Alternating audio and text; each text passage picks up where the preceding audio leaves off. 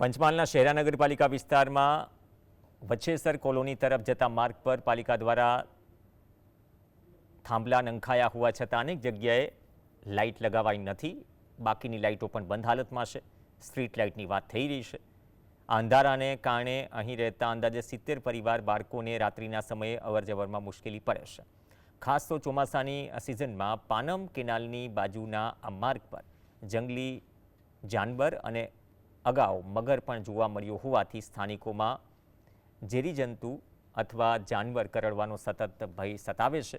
સ્થાનિકોએ પાલિકા તંત્ર સમક્ષ વહેલી તકે તમામ સ્ટ્રીટ લાઇટ ચાલુ કરાવવાની માંગ કરી.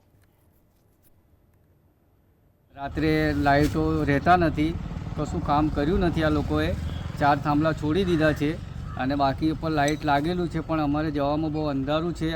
વચ્છેસર કોલોનીમાં 70 મકાનો આવેલા છે. ત્યાં રાતે રોડ પર મગરો આવીને પડી રહે છે. કેનાલમાંથી બહાર નીકળી બહુ બીક લાગે છે. નાના નાના છોકરાઓ અમારા જાય છે. એના માટે અમારે નમ્ર વિનંતી છે કે આ લાઇટો અમારા ચાલુ કરાવી દે તો બહુ સારું છે.